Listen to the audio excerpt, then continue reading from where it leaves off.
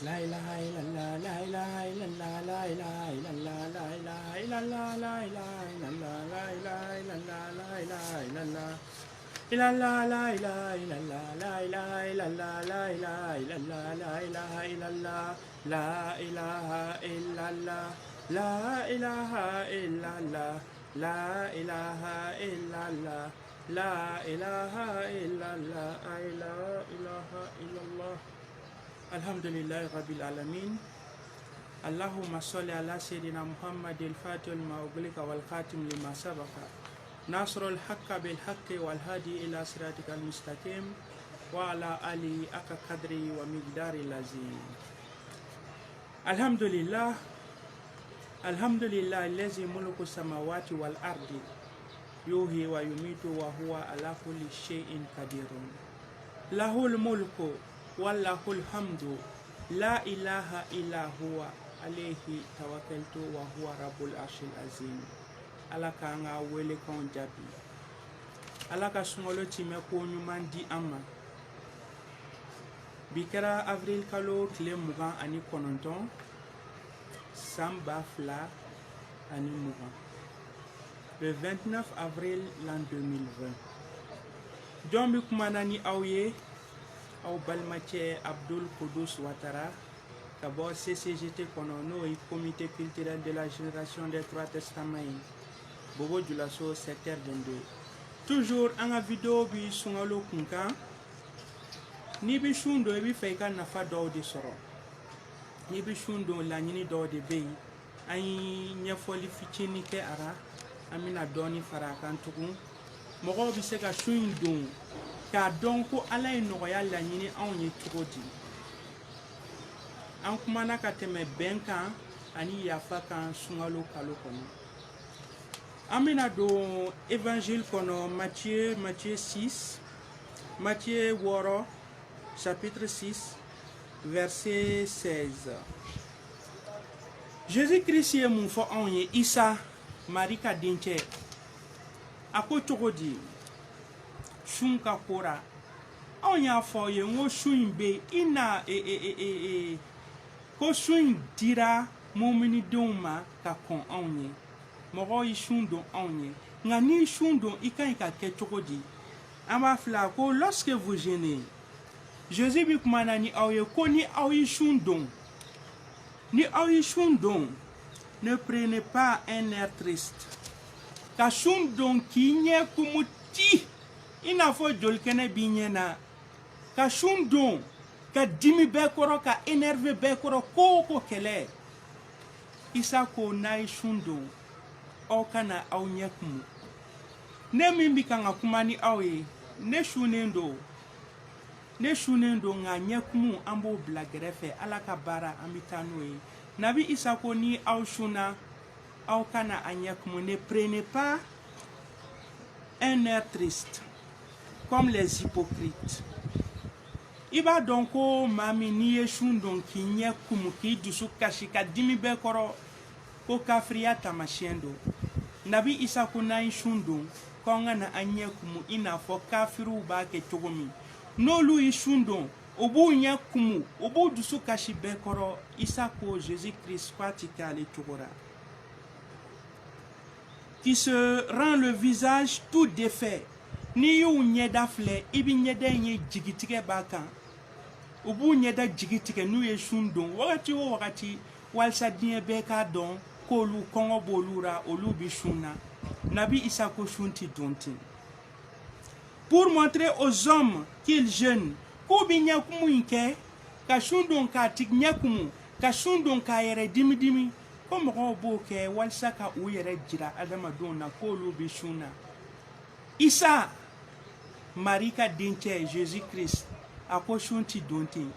ko anw fa ala an matigi ala a mani ɲini an fɛ fewu je vous le dis en vérité ko ne Jésus bi a fɔ aw ye tiɲɛ yɛrɛ la sigati min na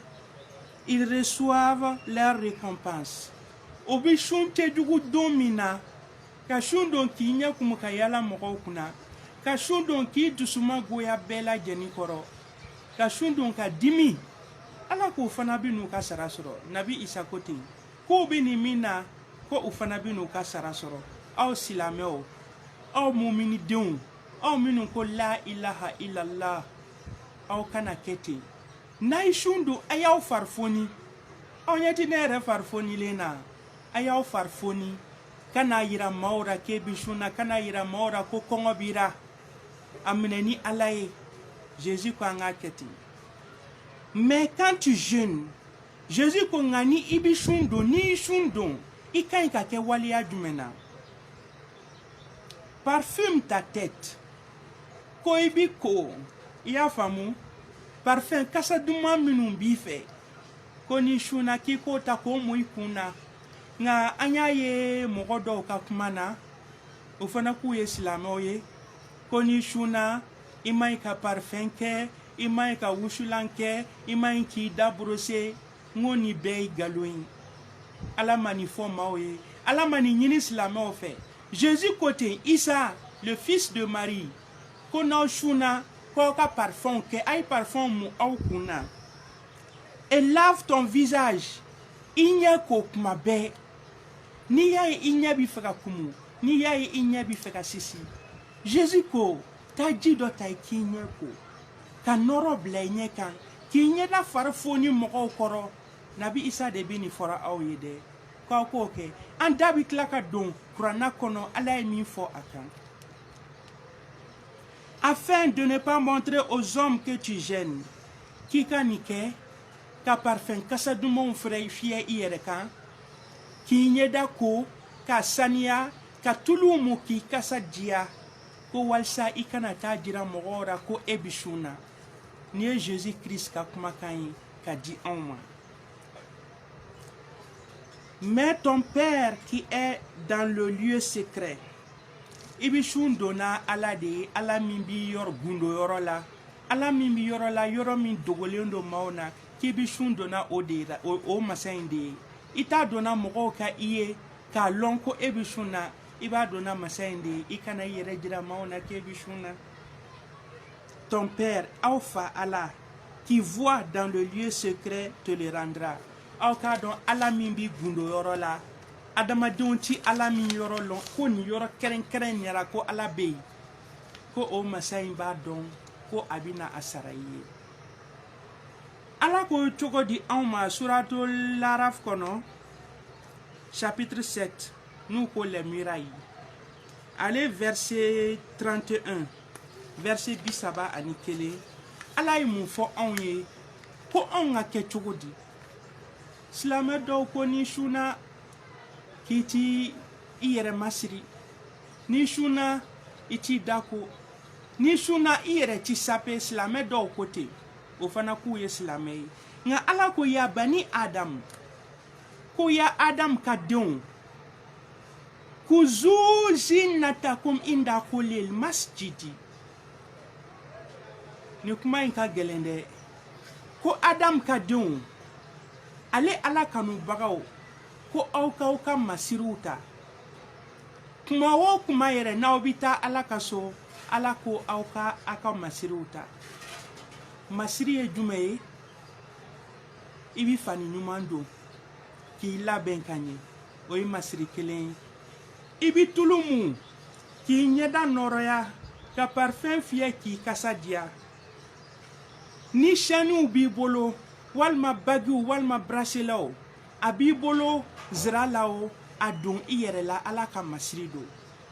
ni warigɛ b'i bolo a don i yɛrɛ la k'i yɛrɛ sape n'a ye ala ka masiri don ni sanu b'i bolo i yɛrɛ masiri n'a ye ala ye nin de fɔ aw ye a ye parfum fiyɛ a sunnen a y'aw yɛrɛ masiri ni sanu ni warigɛw ni jamaw ye ni a se bi aw ye ala ko kuzu zinatakum inda kulil masjidi a ye kuma in fɔ k'a gɛlɛya dɛ silamɛ minnu bi wuli ko cɛ man kan ka sanu don minnu bi wuli ko cɛ man ka warigɛ don u bi a disakanw de fɔra aw ye ala ma nin fɔ maa si ye u bi kan ka nkalon tigɛ aw ye ala ko masiri ninnu k'aw k'u ta ni aw bi taa ala yɛrɛ ka so aw k'a ta cɛw n'a bi taa ala ka so a ye aw labɛn ka ɲɛ a ye fini sanumanw don a ye warigɛw don a ye sanu don ni jamaw yɛrɛ b'a bolo a ye a don a yɛrɛ la k'a labɛn ka taa ala ka so muso ni aw bina seli so kɔnɔ aw ka fini minnu cɛ ka ɲi n'a ka fini bɛɛ ye a ka parfum minnu kasa ka di n'aw ka parfum bɛɛ ye a ye o fini ninnu don k'o parfum ninnu fiyɛ a ka chaîne a ka boucle d'oreille minnu bɛ yen a warijɛ sanu diamant lulu ni marjani n'a fɛn o fɛn b'a bolo a ye a labɛn ni o ye ka jɔ aw matigi ala ɲɛfɛ ka seli ala ko an ka masiriw ta ka taa ale ala ka so a ko cogo di wa kulu washrabu k'aw ka dumuni kɛ aw ka mini kɛ wala tusrifu nka tiɲɛni de man d'a ye ka fini ɲuman don ka labɛn ka taa jɛnɛya siraw la o man di ala ye ka labɛn ka taa ala kota kɛ ala ma jɛ ni o ye fewu ala ko an ka labɛn nka an kana kɛ tiɲɛnikɛla ye dɛ innahu la yuhibbul musrifina ala ko tiɲɛnikɛla ko ale t'olu kanu tiɲɛnikɛla ko man di ala ye nka yɛrɛ labɛn an y'a fɔ n ko dɔw ko ala ko cɛ ka sanu walima ka masiri ninnu ta ko a man ɲi ala bi ɲininkali kɛra aw ma suratul laraf 1 kɔnɔ ayan 32 a ko muhamadu ma ko a ka mɔgɔw ɲininka munafigi minnu bi kan k'a fɔ ko cɛ man ɲi ka sanu don munafigi minnu bi kan k'a fɔ ko cɛ man ɲi ka jama don munafigi minnu bi kan k'a fɔ ko cɛ man ɲi ka sira dɔn munafigi minnu bi kan k'a fɔ ko silamɛ yɛrɛ man ɲi ka sape ala ko cogo di ko kul ko muhamadu a bange maaw ye man harrama zinatala ko adamadenw ɲininka karamɔgɔ babaw ɲininka mon père ɲɛmɔgɔw ɲininka minnu k'olu kalanna ko jɔn yɛrɛ de yi ala ka masiri haramiya mɔgɔw kan ko jɔn ni masiri haramiya mɔgɔw kan allati akraja li ibadihi ko ale ala ye masiri minnu bɔ o masiriw kɔnɔ finiw b'o ra golow b'o ra sow b'o ra bolimafɛnw b'o ra fini ɲuman b'a ra sanu b'a ra warijɛ b'a ra jama b'a ra lulu b'a ra marijani b'a ra ko jɔn ni a haramiya silamɛw kan k'u kana dɔn sabu kumakan in u b'a fɔra a digira ala ra ala ko muhamadu ka u ɲininka ko jɔn ni a haramiya mɔgɔw kan ale ala ka jɔn kan wa tɔyibati mina riziki ani garizigɛw la sɔn sanuma ale ala ye o minnu bɔ k'a di silamɛw ma ko ka ɲininkali kɛ karamɔgɔ babaw aw bi ɲininkara diɲɛ kɔnɔ ko jɔn de ye ni haramuya ala ko ka aw ɲininka ko jɔn de ye a fɔ aw ye ko aw k'a fɔ mɔgɔw ye o ko a man kan silamɛ ka ɲi ka warijɛ don ko a man kan silamɛ ka ɲi ka sanu don ko a man kan silamɛ ka ɲi ka jama don ko jɔn ye o fɔ aw ye ala kɔni tɛ dɛ ala ko ale m'a fɔ aw ye ala ko kul ko muhamadu a bange a fɔ munafigiw ye i k'u malo a fɔ jahiliw ye i k'u ka janɛmɛ siɲɛ k'a di u ma mɔgɔ kunnango minnu bannen don masiri ma diinɛ kɔnɔ ko muhamadu a bangew ye kul a fɔ hiya ko masiri min filɛ a sanu jama lulu marjani fini ɲuman ko hiya lillezina amanu fil hayati dunya ko ale ala y'a bɔ k'a di limaniyabagaw de ma diɲɛ so in kɔnɔ diɲɛ so in kɔnɔ aw k'a dɔn ko n'i ko labɛnko ɲuman n'i ko fini ɲuman n'i ko samara ɲuman n'i ko masiri ɲuman bɛɛ lajɛlen aw k'a dɔn ko ala m'a bɔ kafiriw kosɔn dɛ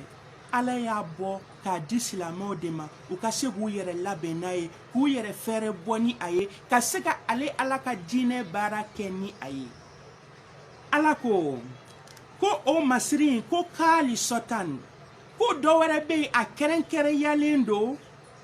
silamɛw ye yawmal kiyamati ko kiyama jɔlon masiri wɛrɛw bɛ yen minnu kɛrɛnkɛrɛnyalen don anw ye sabu ala ye alijinɛ ka masiri dɔw fɔ an bɛna fini minnu don an bɛna bagi minnu don an bɛna bracelet minnu don an bɛna chaîne minnu don an kan na ala y'a kuma fɔ kuranɛ kɔnɔ dɛ a labɛnko ɲuman k'a bɛna o don an na o kɛrɛnkɛrɛnyalen don silamɛw ye yawmal kiyamati wa diɲɛ in na fana ala ye a bɔ ka di anw de ma nka kafiriw girinna kan k'a ta k'a k'aw yɛrɛ ta ye silamɛ munafigi dɔw ko k'a ti bɛn diinɛ kɔnɔ i ka masiri ala ma nin fɔ mɔgɔ si ye ala ko cogo di kɛzalika ko a bɛ nin cogo in na nufasilil ayati ko ale ala b'a ka hayanw wala likaumin ko bɛɛ ti se ka haya ninnu faamu dɛ fo n'a kɛra mɔgɔw ye ya alamuna minnu b'a dɔn olu de bɛ se ka haya in faamu silamɛw ne bɛ min fɔ aw ye Abdul Kudus n bɛ se ka min fɔ aw ye sun kan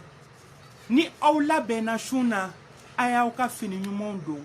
a y'i ko ka gɛ a ye tulu mun a ye kasajalanw kɛ aw yɛrɛ la k'aw yɛrɛ parfumer a ka bɔ ka taa a ka baaraw la Ala ko ale a bɔ ka di silamɛw de ma n ko cɛ ni sanu b'i bolo i ka sanu don i k'i masiri n'a ye Ala ko a y'a bɔ k'a d'i ma ni warigɛ b'i bolo i masiri n'a ye ni jama b'i bolo i masiri n'a ye mɔgɔ si tɛ se ka nin haya in wuli ni mɔgɔ min ko a ti bɛn silamɛ ka nin masiri ninnu kɛ a ye ne Abdul Kudus tɔgɔ fɔ a ye a ye taa kuranna dayɛlɛ ka suratul Laraf bɔ n'o ye kuranna chapitre 7 ye a hayan 31 fo ka se hayan 32 ra a bɛna nin kumakan in sɔrɔ yen ne ma nin sago fɔ kira ma nin sago fɔ wa an karamɔgɔ min n'o ye Sheikh Watara Hema Jafari ye an fa an karamɔgɔ jinɛ mɔgɔ min an bila nin sira in kan a ma nin sago fɔ mɔgɔ si a tugura Ala ka wayu kɔ an bɛɛ ka tugu Ala ka kumakan kɔ hakɛto ti ni kuma in kan maa si ye n'a digira min na n kan bɛ e de ma ni kuma in digira min na a tigi k'a dɔn n kan bɛ e de ma n'a diyara min fana ye n kan bɛ e de ma sabu an bɛ kuma tɛ kunfɛ an bɛ kuma mɔgɔw ka se ka bɔ dibi la munafigiw ye dibi min don diinɛ kɔnɔ u ka se ka bɔ ale dibi la ka tugu Ala ka nɔɔrɔ kɔ Ala ye nɔɔrɔ min jigi k'a di Muhamadu ma k'a bange anw ye nira an bɛ nin jɔ yan ni Ala ye wagati wɛrɛ jira an na an bɛna video wɛrɛ kɛ ka explication wɛrɛw di mɔgɔw ma u bɛ se ka to ka duwawu minnu kɛ sun kɔnɔ u bɛ se ka duwawu min kɛ u yɛrɛ ye Ala bɛ se ka diɲɛlatigɛ ani lahara nɔgɔya ye cogo min an bɛna o duwawu di video wɛrɛ la ni Ala ka jɛn ye ni Ala ka jɛn ye alhamdulillah Allah la ilaha Allah la ilaha illallah Allah la ilaha Allah la ilaha illallah Allah la ilaha Allah la ilaha illallah Allah la ilaha Allah la ilaha illallah Allah la ilaha Allah la ilaha illallah alhamdulillahi rabbil alamin alhamdulillahi rabbil alamin alhamdulillahi rabbil alamin